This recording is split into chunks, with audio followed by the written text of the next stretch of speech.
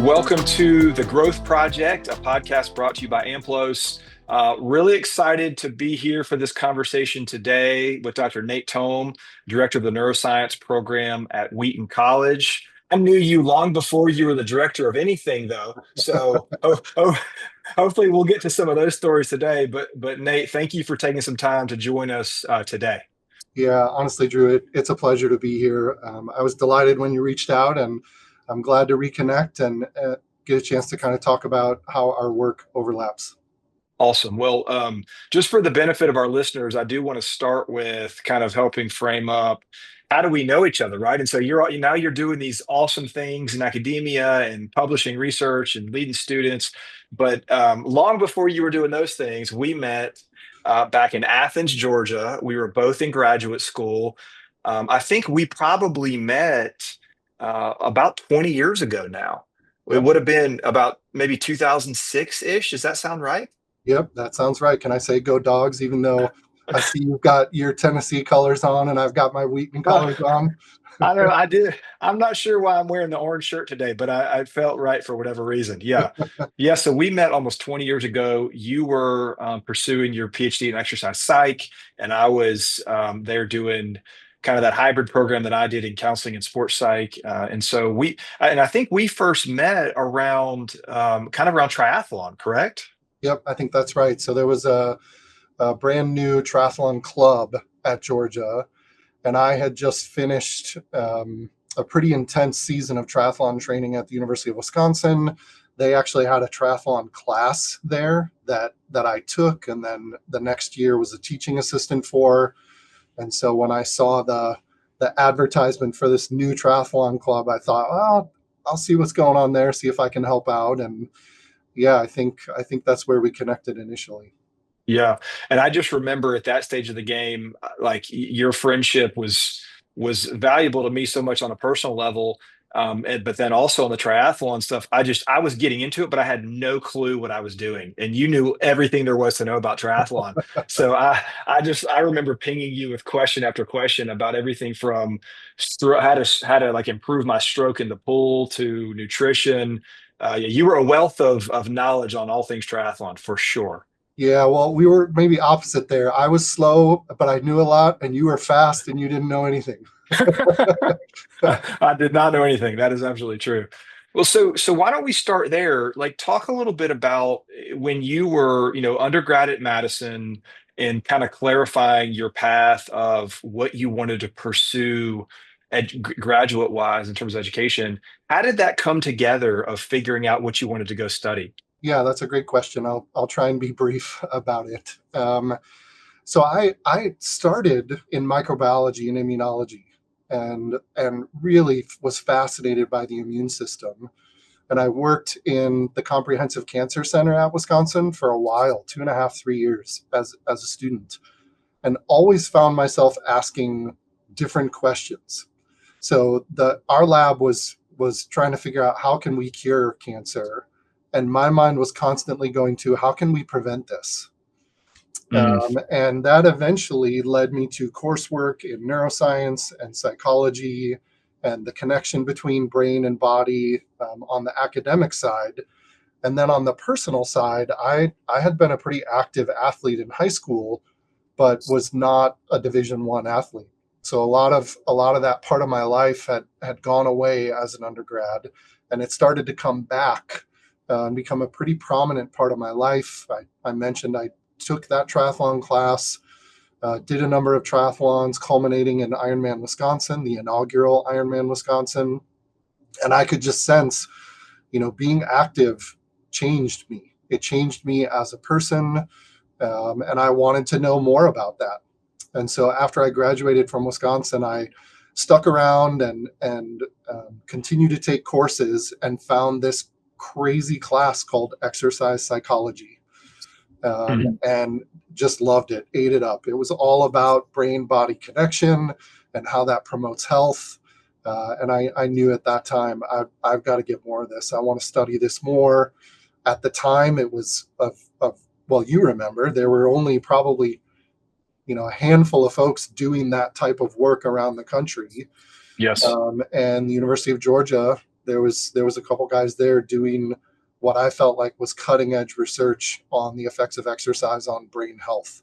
So that led me to Georgia, um, and kind of the rest is history. I spent 6 years studying that relationship between brain, body, health, and how exercise can promote a healthy brain.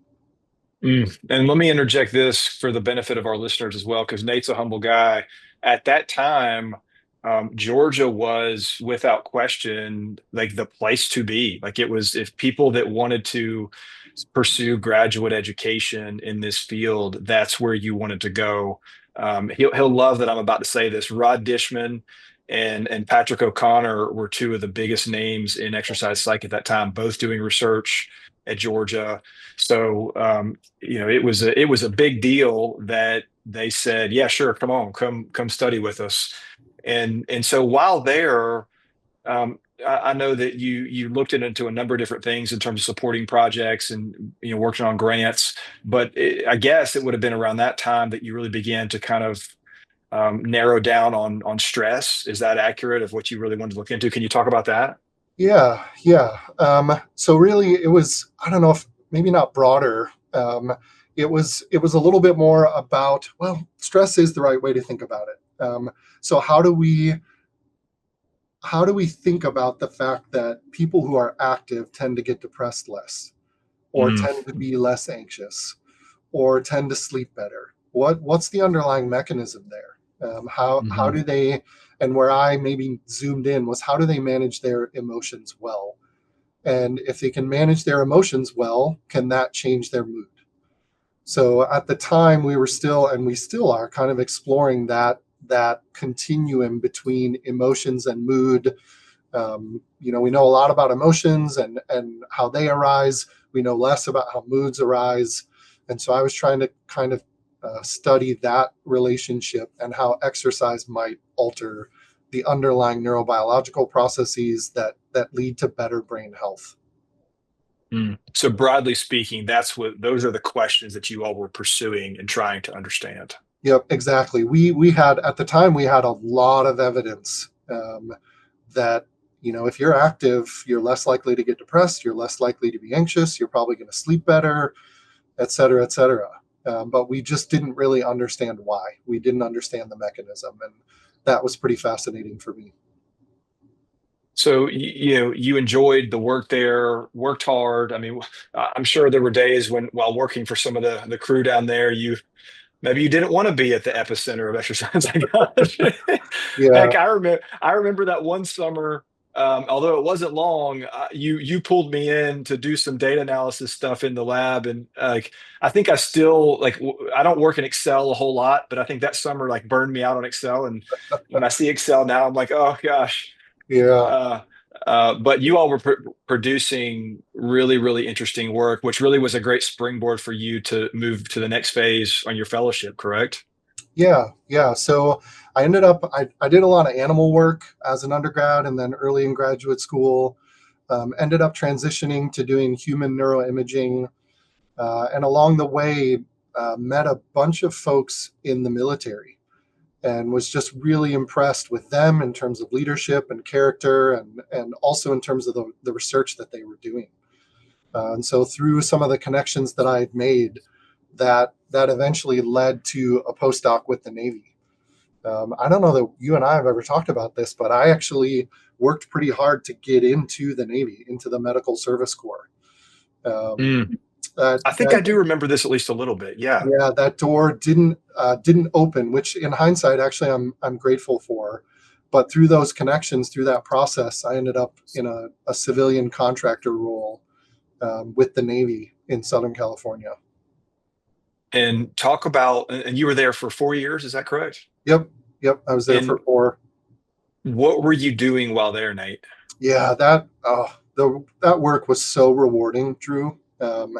So basically, I was embedded with the Navy SEALs and reconnaissance Marines while they were doing their training, their pre-deployment training. Mm. So the way that I frame it out, is we were trying to figure out, what does right look like.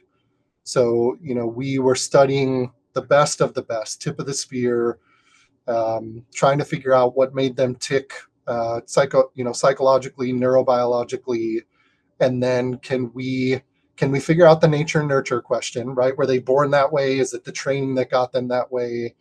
The punchline is it's probably a mix of both. And Mhm. then, what is trainable? Can we train other folks to perform at their highest level as well? The Department of Defense puts a lot of money into these guys, and so they want to understand any edge they can get in terms of enhancing performance. So that was a really rich time for me scientifically. I've always been drawn to research that has direct application, and Mhm. yeah, the DoD is very good at that. Okay, we got to stick with this for a second because this is super interesting to me as well. And I know a lot of our listeners. So I'm curious, as you dove deep into that specific population of high level elite military operators, naval operators, what were some of the most noteworthy things that you learned? Yeah, yeah, that's a big question, right? I think probably because I lack it. One of the things that really stood out to me was how flexible they are. So, mere mortals like me, when I get into a stressful situation, I'm not, most likely I'm going to be an active coper. I feel like I can probably surmount whatever issue is facing me. And so I'm going to, survey the scene, figure out if I have the resources to move forward, and then move forward with a combination of experience and intuition to try and achieve whatever outcome I have. But especially after my postdoc, I realized I kind of have one or two tools in my toolbox, and I use them for every problem I face. Mm, And I'm sure you worked in the clinic for a while. Maybe you still are, doing clinical stuff. I'm sure you see this all the time. People develop their tried and true coping habits and coping skills, and they're going to come back to them no matter what. yeah, And sometimes they have less than one or two, actually, Nate. sure, yeah, yeah. I mean, no, I honestly I feel blessed that I have one or two that tend to work well for me. Um, but these guys, again, nature nurture, they they are able to be really flexible with their approach. So they're able to survey themselves. So that was part of the work that we did, Mm, was investigating. It's called your interoceptive system, your sixth sense. It's kind of your sense of how your body is doing homeostatically. So they're very in tune with what's going on with their body and kind of what their bodily resources are. They combine that with what's going on externally, and then they're really good at choosing the best path forward, in a flexible way. So whereas I'm probably going to choose one or two ways to move forward, they're gonna try one way, and if it doesn't work, they're pretty adept at trying different ways until they figure out something that works. And I'm not very good at that, so that mm. stuck out to me. Yeah, that's So in probably that in that description, I hear a number of things. I hear high level of self-awareness, and that they excel when they need to kind of dial into themselves, hear themselves. They have a strong internal barometer of not just what I'm thinking, but what I'm feeling, whether it be physiologically or whatever it might be, yep, and then effectively integrating all of that, and then consciously choosing. Am I saying that correctly? yep, exactly. So I mean, just two really simple examples. If you have a known objective, um, the way that you would progress through your decision making there is ready, aim, fire. Right? So I know my objective. I can zone in on my objective. I can aim. I can shoot, and then I get feedback. But there are times when you have an unknown objective, and so there they'll switch into a different way of thinking about things. That the way they talk about it is shoot, move, communicate. So if the objective isn't known, if you don't necessarily know where you're headed, then maybe you just try something, you shoot, you move, and you communicate, and you readjust. That I'm a ready, aim, fire kind of guy. Hmm. But as I've aged, I definitely move in and out of situations where the objective is known and the objective isn't known. And I'm still not very good at just try something out and see how it works. And they're very good at that because of, like you said, understanding their body and their bodily resources, and then understanding what's going on in the external environment. And that's something we explored. We studied Olympic athletes, we studied adventure racers, we studied the SEALs, the Marines. They sort of all have that in common, this flexibility, and it's related to their neurobiology. Okay, so a follow up on that, I'm curious. Um, when you think about decision making, and there's always an element of incorporating, whether you call it information or you call it data, whatever it is.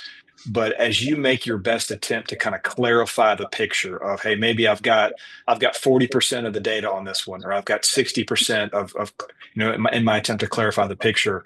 I have always felt like one of the places SEALs excel is they don't need nearly as much clarity as the rest of us normal people. Yep. Is that accurate? Yeah, I think so. I mean, that's where they shift. So I want a relatively clear picture so that I can do Mm, ready, aim, fire. Um, they are much more readily available and willing to move forward under ambiguous circumstances. mm. And it's related to that flexibility. What were some of the characteristics or traits that you found to be less trainable than others? That's a great question. So, I mean, we definitely came across some guys who didn't have that ability to be flexible. Mm, And because of the high stress environments that they're in, that can become difficult, right? So even just the initial training for them is very intense. It's very rigorous. It's physically exhausting. You're basically physically depleted, and so you're relying on brain, and the brain gets into patterns. If you're not sleeping, you're not eating, you're drinking lots of salt water during your training, your brain is going to tend to be pretty rigid, and so that's something that can be difficult to train. um, mm. so I we saw we saw some guys make it a certain way through the training and get a point where the lack of flexibility became apparent, and so they would have to cycle back through certain aspects of the training. Mm.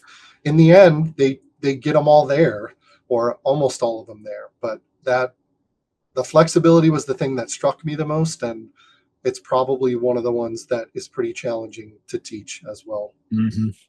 And for those that did have this flexibility, were you all finding specific, whether it be, I don't know what kind of imaging you were using, but were you finding actual differences you could put your fingers on in their brains? Yeah, yeah. So you have a region in your brain called your insula, which, if I was to kind of drill a hole right straight in through here, there's a division between kind of frontal, parietal, and temporal. There's a big fissure there, and you can kind of pull it apart. And right underneath there is your insula. It's a clam-shaped region, and it is highly implicated in the ability to perform well under stressful conditions, and it's because of what it does. So in the rear part, the posterior part, it basically takes a snapshot of your entire body, um, and it's measuring or attending to things like pH balance, carbon dioxide, oxygen, blood pressure, sort of all of your internal homeostatic states. It's constantly taking a picture of that and asking itself, how am I doing? How am I doing? Mm. How am I doing? So it does that over and over again. Um, we found differences among elites and between elites in that region. So they're good at turning that region on and turning it off depending on the circumstances. Now, again, the question becomes, were they all born that way? Did the training make them that way? And I think those questions are still out, but certainly that was one region where we found differences. Hmm. Were those regions of the brain, were they larger? in by a size wise? Yeah, so we never published any of the structural data. It was all about activity during different types of tasks. So Okay, really, it was how um, is the insula more or less active compared to controls? And it gotcha. a lot of times it would depend on the conditions. It would depend on what we were asking them to do. That is just fascinating stuff. Yeah, Fascinating stuff. it No, was. no wonder, no wonder you hung out there for 4 years. Yeah, it was really rewarding work. A lot of the work that we did, within months would be integrated into their training. And in most academic work, you might publish a handful of papers, and then in 10 or 15 years, it might get applied. Whereas this was within months, which was Hmm. really rewarding. When I asked what you did while there, I thought you were going to say you surfed. Although I do think you did some of that, right? I tried. I was not. I got up a few times, but I never really found the knack for it. Better at triathlon than surfing. That would be true for me as well. Okay, so 4 great years working with a super elite, intriguing population, Yeah. and then I know decided that you felt like your calling was to get back into academia, which then took you to where you are currently at Wheaton College, correct? Yep, exactly. Yeah, I really miss the classroom. I mean, I loved the work that I did with the military, and then we also worked with industry as well. Very rewarding. But I'm kind of a coach and a teacher at heart, and found myself being continually, drawn back to that type of environment. My wife Sarah went to Wheaton College. I'm from the Midwest, so when the opportunity presented itself to move to the Chicagoland area, we felt like this will be a great place for us. It'll be a great place to raise a family, and I can get back in the classroom at a a place where I guess I would say some of the brightest Christian minds are, which is a pretty Mhm. stimulating environment for me. Awesome. And Nate, I guess in your time there, which is over a decade now, you've done a number of different things. You're running a lab. Is it fair to say that broadly much of your work has focused on continuing to try to understand the application of stress and how we combat it effectively from a psychological standpoint? Is that on track? Yeah, yeah. So I've branched out as well. I've had a few projects over the last, I don't know, 3 to 5 years that have are still related to brain health and how do we keep our brains healthy. But I've moved a little bit away from the stress research. But yeah, it was something I did initially when I first got to Wheaton. I want to talk a little bit about one of the courses that you have taught, because I didn't take it obviously, and I don't plan to enroll. But the title of it to me is really, really intriguing, and I think that it almost certainly is of interest to a lot of our listeners, and that is stress and flourishing. Stress and flourishing, because I think it's many people I know aren't, on the one hand, they're experiencing stress. However, they aren't necessarily flourishing. Sure. So, before we dive into the course, can we first clarify, like, what is stress? Because Yeah. I mean, we've all dealt with it. We all deal with it with consistency, but I want to hear from an expert, what is it truly, um, when we say stress, and what's going on inside of us, and why does this happen? So would love your perspective on all things of clarifying stress. Yeah. Well, we spent a good 75 years trying to define this term. So I'm not sure I can do it in a few minutes here, but I like. Um, so Richard Lazarus is probably one of the most well-known names in stress research, um, and I kind of liked his definition. The heart of it is, anytime you face a challenge and you're not really sure if you have the resources to handle the challenge, you are feeling stressed. Um, some people feel like that's a little bit too broad of a definition. To be honest, I end up leading towards an even broader definition. I feel like, yeah, and anytime your body is is responding homeostatically to something, you're under stress. So in that realm, I can pull in good stress as well, right? So you and I both have a love of exercise, but anytime we go and work out, we tend to feel like this is a challenge that we can surmount. So under Lazarus's definition, he probably wouldn't include exercise as a stressor, but I would. There can be both negative or distress, and then positive or eustress. So I have a pretty big umbrella definition of it. And so when you think about specifically distress, and when the trigger for that takes shape, and now inside of me as a human, my brain and my body are beginning to respond. Can you walk us through the things that are happening inside of humans as the stress levels increase? Sure. Yeah, I mean, a little bit of it depends on how you decide to cope, right? Uh, So if you're going to go the passive route, if you're going to freeze, then your body is responding differently than if you are going to try and actively respond to the stressor. Fight or flight, but then also freeze is going to be one choice to make. But if you end up in fight or flight, all of the changes that are occurring in your body are for you to either run away or attack and defend yourself. So your cells are going to mobilize and utilize energy stores. You're going to shut down any long-term projects, right? So your immune system, actually initially you're going to have a little bump up in immune function, but then quickly you have a drop in immune function, because if the system is designed to run away from or fight a bear, for example. Um, your muscles need fuel, your heart needs fuel, you need to supply oxygen to your muscles really well, and that's about it. So you're going to take your immune system offline, you're going to take reproduction offline, you're going to take digestion offline, and really your whole body is just preparing to run away or to fight.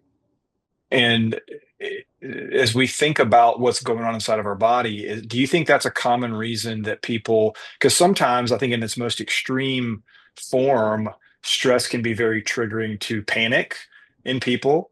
Yep. And I've always wondered if maybe part of that is because they're confused about what's happening to them as they feel these things. Yep. No, I think you're spot on. So it's funny you mentioned that. So the lab that I worked in San Diego at UCSD had multiple different populations that we worked with. One of the groups was elite performers who they sense everything that's going on in themselves and interpret it well or appropriately. But then other folks feel that racing heart, their deep breathing, their pupils constrict, like they can feel their response to stress and they misinterpret it. And it can lead to fear and panic, and other sort of mood issues, like that. So Nate, as we think about the kind of variability of how people handle that, is what do we know about, like, are certain people predisposed to handle the stressful scenarios better than others? Like, is there such thing as kind of a set point that makes you better positioned versus maybe a set point that makes you more vulnerable? Yeah, and that, to circle back, that's kind of the heart of the class. Okay. So when most people hear stress and flourishing, those two terms don't go together. But No, they I don't. I think what we know now is if you want to flourish, you have to face stress. Um, Stress inoculation training is this whole other area of research that I'm familiar with. I haven't published there, but the idea is you need to expose yourself to varying levels and varying types of stressors so that you can adapt to those stressors and respond to them better the next time. So I Mhm. think if I was going to say, I don't know if there's really a set point or anything necessarily that is inborn, so to speak.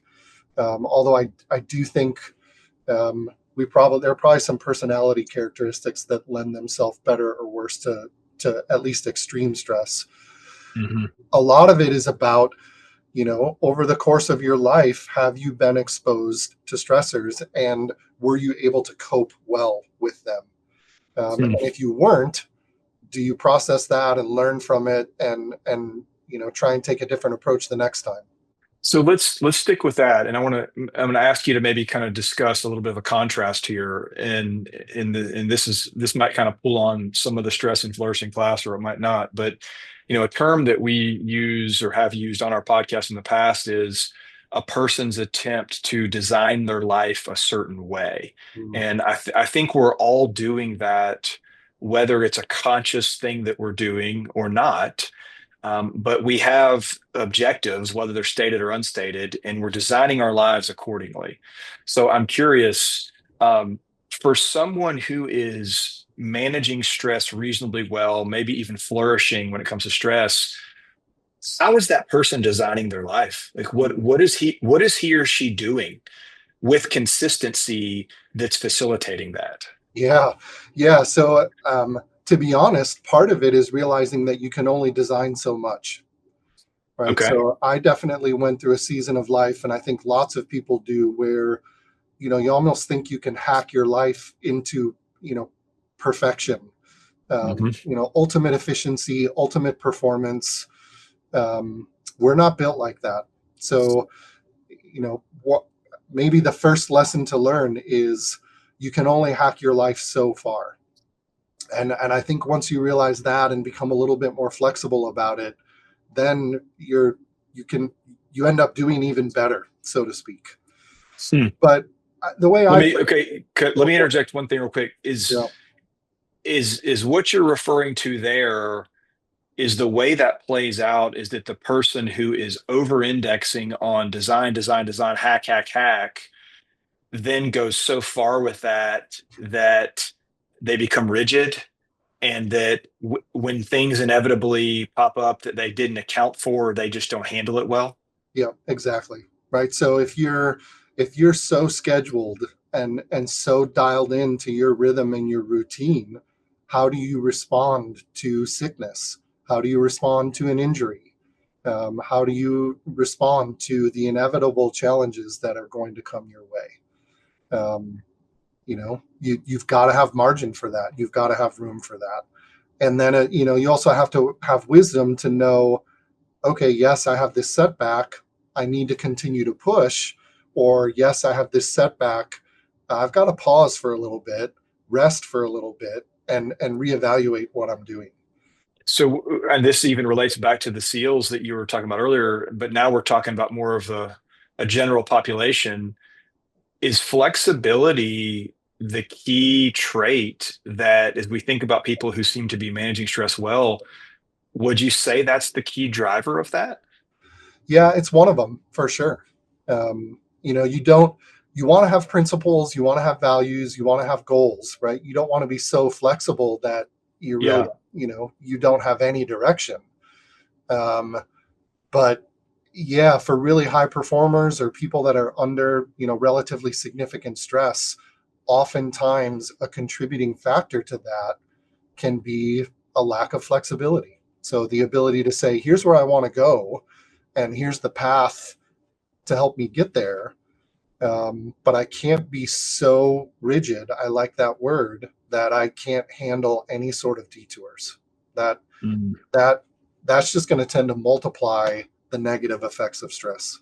Okay, Nate. So let me put a scenario out there for us to talk about, and that is a lot of the listeners of our podcast are in what I would call heavy outcome-based professions. There's a lot of pressure. It's a metric-driven industry that they're in. I mean, to get even more concrete, it's not uncommon for sales-oriented industries for these people to literally, like, they wake up every morning and the first email that hits their inbox is some form of a scoreboard, and Yep. they immediately are presented with data that shows them exactly where they stand, Yeah. and it becomes a chase toward closing a strong month, closing a strong quarter, whatever it might be. So, I've painted the picture there, hopefully, of like high stress, high stakes Yep. in a chronic way. what would you put on the table and say, these are your short list actions that you want to absolutely be sure you're doing your best to uphold in an effort to flourish? Yeah, that's a great question. And I think I'm glad I'm not in one of those professions. But you gotta keep your brain and your body healthy.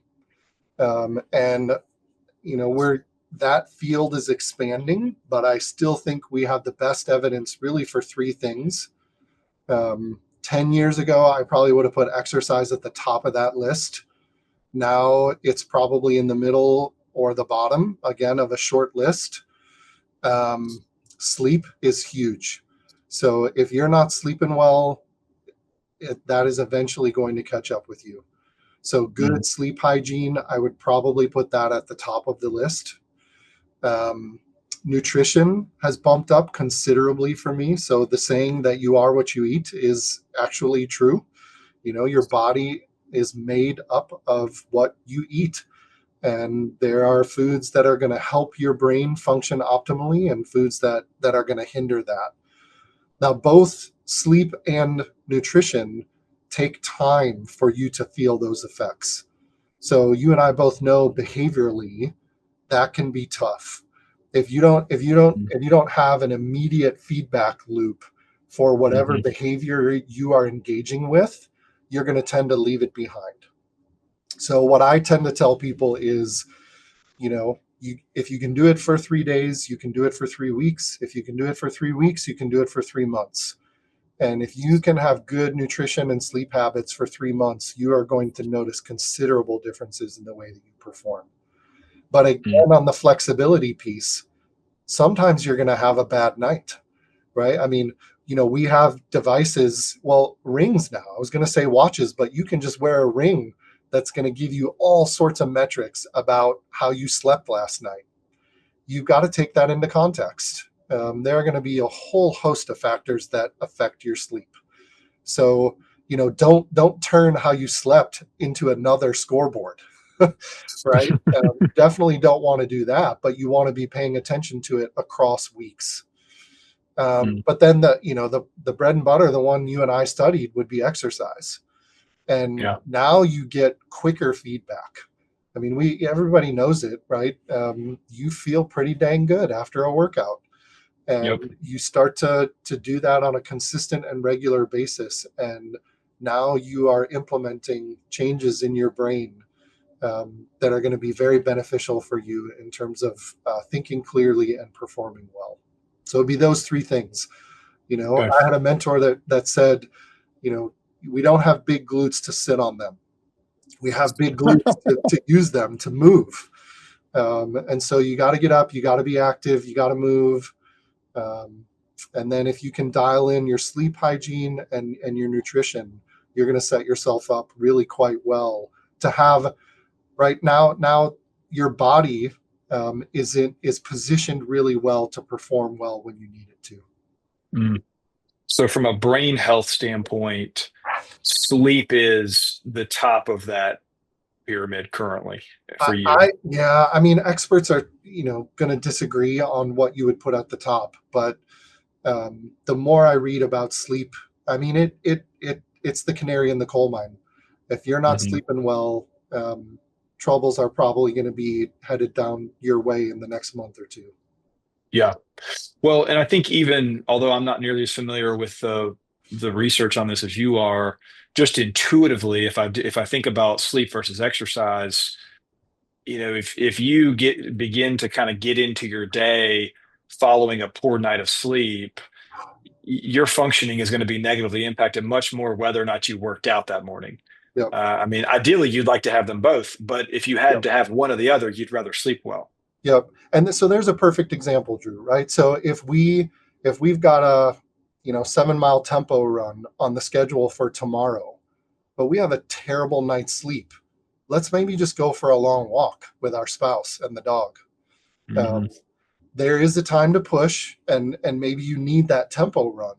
But again, that's where that insula comes into play. It is gauging whether or not your body is actually ready to do what you're asking it to do. and Yep. and you know, you and I performed at a relatively high level in triathlons when we were in graduate school. 90% of the time we just went out and did the workout anyway.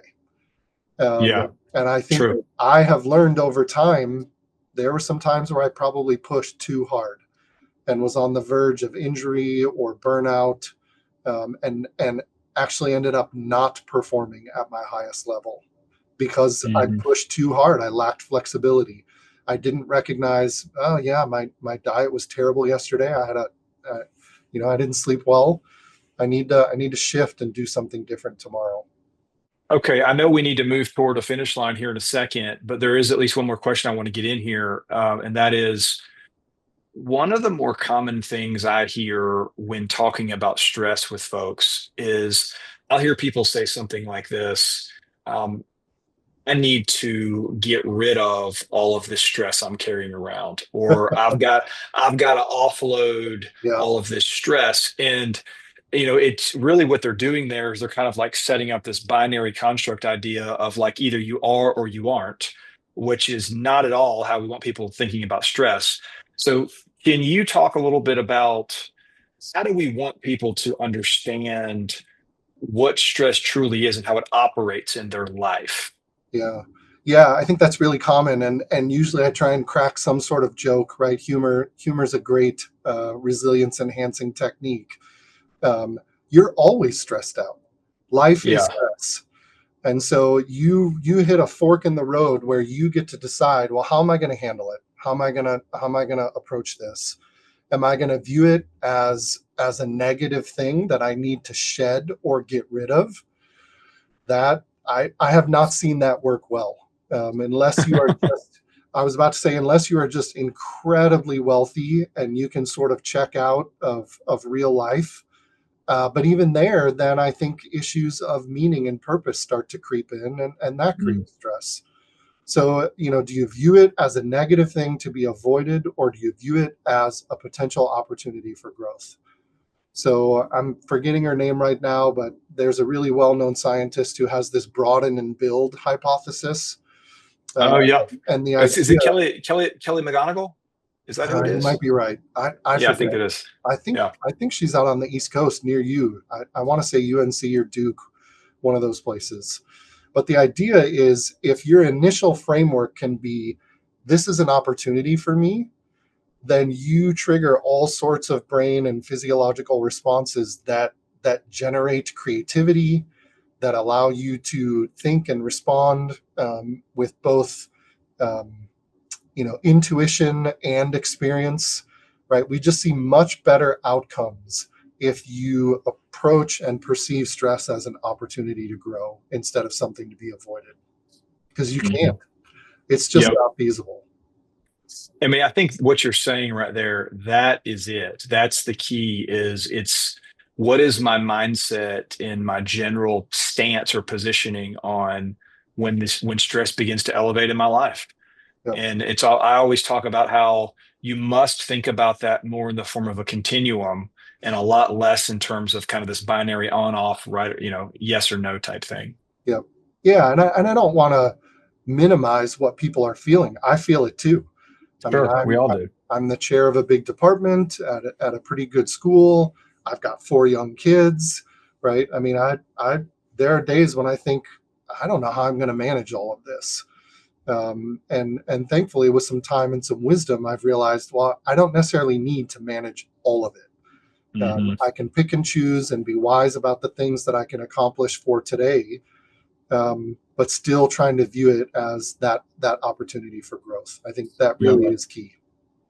And I think that's it, right? So, like, we are at our best as humans when we are in a cyclical way, climbing mountains and then resting some, and then Yep, climbing more and resting. Like, we're at our best when we're accomplishing things and doing things, not when we're walking in just pastures, right? So if it's just in an ongoing chronic way, zero elevation, zero resistance, like you said earlier, that's when we begin to lack purpose. yep, yep. And that is the ultimate stressor, right? Yeah. So if you don't have any purpose or meaning in your life, that that becomes a very difficult place to be. Um, the challenge is, anybody that's done any hiking realizes, what false peaks can feel like, right? So you feel you've got something ahead. It's going to take you a few hours to get there. You think you're going to be at the top and have this beautiful view, and then you get there and you realize, oh man, that was a false peak. But again, so is that an opportunity for growth? Do you sit down on a rock and get a snack and fuel up and maybe rest a little bit and then take on that next peak? Or do you Hmm. focus on the fact that it was a false peak? Um, and Hmm. that's It's a a great conscious, example. that you can train that. Hmm. That's sort of classic cognitive behavioral therapy type stuff. Well, man, I knew this was going to be a fun conversation, and it has, without question. It's so I think for me personally, just neat to hear you talk about your work and your wisdom and expertise in these areas. It's especially cool because that I had a front row seat when you were kind of putting the pieces together, educationally speaking, like figuring all this out. And I hear you are zoom ahead, 15 years later, and you're doing it. So it's super gratifying to hear you, man. It's awesome. Yeah, I appreciate that. And I would echo that. I mean, as I reflect back on, the people and the professionals that sort of helped me along the way, your name rises to the top for sure. Well, that's kind of you, my friend. Really cool. Yeah. Okay. Well, as we kind of come to a close, I just want to challenge our listeners. There's been so much that Nate has shared here in the way of, how do we need to think about the way stress operates in our lives? To what degree do we have the ability to take action and, make some decisions about how we're managing it? So there's a lot to take away. Would really challenge everybody to find what that thing or things is for you and begin to implement it into your life. That's the key, right? Information is fantastic, but the key is really, can we do something effective with it? Okay, any final thoughts you want to share before we sign off, Nate? No, I really appreciate the opportunity. I love what you're doing out there, helping people try and perform at their best. Keep up the good work, Drew. Awesome. Thanks so much.